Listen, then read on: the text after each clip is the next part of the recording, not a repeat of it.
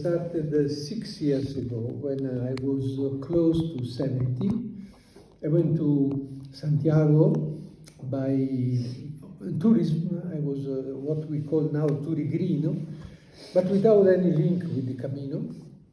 And it was a Saturday morning, so I saw there was the pilgrim mass. I went there, and when I entered the cathedral in Santiago, I felt like it was a sensation, and so I told to the lady who was with me, I told her, look, I want to go to the Camino. And she told me, why not? You go. So this was August 2016, and I went back home. I started reading and especially Googling about the Camino. I found 1,000 of information, but there was only one which I put in my brain, that was a service of transporting luggages. I had never walked in my life before. I always had a life between hospital and my office, like you said, I didn't like sports. I was really anti. So I bought a pair in Decathlon. I bought the minimum because I had nothing, and then a few days before my birthday, which was the end of October, I took a plane and I went to Tharey for the first 100 legal kilometers of the Camino. I didn't walk before, and so I didn't have a backpack, but I had a lot of trolleys with wheels. So I decided to go to the Camino with the trolley, because if there is someone who takes my trolley in the morning and he gives back in the afternoon, it's okay. And I went with a car pizza trolley, and it was perfect. The problem was started after a couple of hours. No, started after maybe half an hour. I felt like an embocchid. I arrived in Santiago airport. I took a taxi to go to Tharey, 90 euro, I remember. But I was so happy. I was so light. I was so strong in my ego, And then at night I slept in a pension because I never slept before in my life with unknown people. I did do military service as medical doctor. When I was in the hospital, I was in my private room, so I never had this feeling of living with sleeping with other people. So the owner of the pension told me, you have to go straight, and then the first light right, and then he gave me and he told me, look, there are stones, which we call mojon, and you have to follow them. So at 3 o'clock in the morning, there was a tempest in a very strong rain in Tharey, and so I took what I needed for the rain. I didn't sleep the whole night, practically thinking about how strong I was to go to Santiago, 100 kilometers. And so I left the pension, straight on, left, and then I saw a mojon. And I went right side. After, it was 5 o'clock in the morning, October, it was dark. And then I went about half a kilometer maybe or less, and I started to see, like in the clear way, the autovia, when you have a ghost driver, which goes on the other side. So I thought, where is going that way? And then another one, and then another one, and then a Korean. He stopped. I was going back to Leon. I saw the mojon, but I didn't see that the arrow was the other way. So I went back. I felt a bit less embocchid.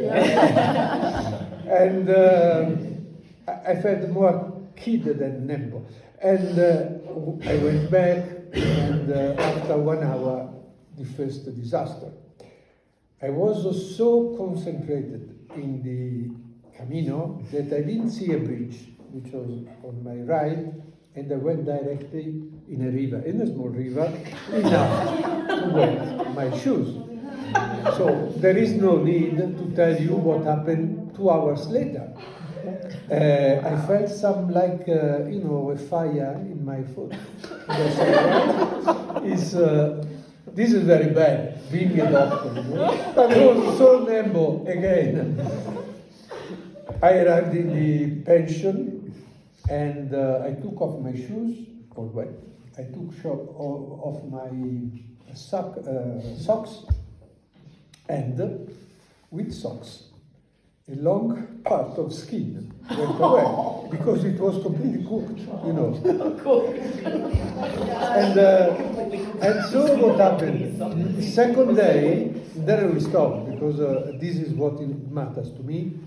Second day, to do the second part of the Camino, I needed, I think, 15 hours because I was going, you know, but I was going. So when I arrived to the pension, the man told me, sorry, but you didn't phone us, so at 5 o'clock we gave out the room. And I told him, what I do now?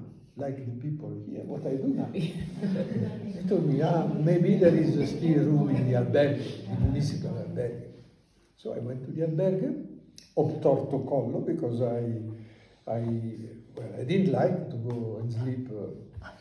And since that night, I decided not to go to a pension for the rest of my life. And I started, why? Because I arrived in the albergue, there were about 15 people. And it seemed to me that they knew that I was arriving, and they started helping me. You know, it was beautiful.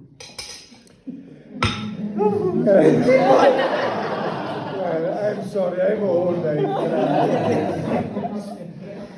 I always thought that crying is not reserved to women, so I always cried in my life, and I'm happy to cry when I want. So, but at the end of the Camino, I arrived to Santiago, suffering a lot, and from there I decided that suffering is not linked to Camino. I don't agree that you must suffer to have your Camino. No. If you suffer, you have to tolerate it, but it is not a must. No? In Santiago there are no pain and no glory. No. You can have glory. And last 5 minutes about peregrante. Poi te lo dico in italiano. No, un riassunto. No, dopo facciamo una confessione privata. One night I was in a situation like this one with a very friend, now is a common friend, Brazilian, younger than me. He has the age of my first son, and I have the age of his father. And there is a relationship born in the Camino, like a father and son. And we were discussing about a funny thing. Who is a pilgrim?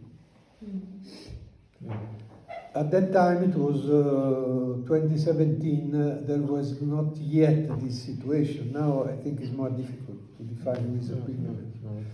So we tried to give definition, and at the end we say, no, it's a nonsense. We should not live. We should leave the idea of defining. And I told him, why we don't try and find a definition of pilgrim in literary terms. So, who is the author who spoke about the pilgrim? Of course, Pablo Coelho. Pablo Coelho considered the pilgrim a man of faith who enters the tunnel of faith. So he is no free unless freedom of faith. And from where he starts, he reaches Santiago, without looking at the left side, following the arrow. And so we put the pilgrim of Paulo Coelho here. But then, in Spanish literature, there is Antonio Machado, with his Caminante non hay camino, and Serrato who sings it, Caminante non hay camino. The Caminante of Machado is totally free. He can stop, he can go to see a theater at night if he likes, he can stand by for a drink, he can change the way, he can take a bus, he can do whatever. It's the full freedom. So we have Alpha, the Pellegrino, and Omega. Here we have the Caminante. But how many are the 100% pilgrims? Very few. 0.0 something. And how many are the Caminantes? 100%. Very, very few. So the rest of us, the great majority, 99 point something, we are between Alpha and Omega.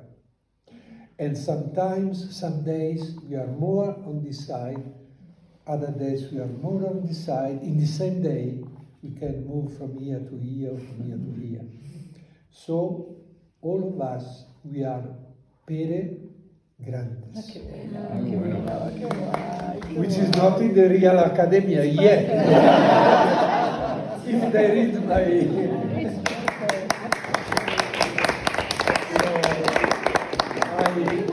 I thank you, all of you.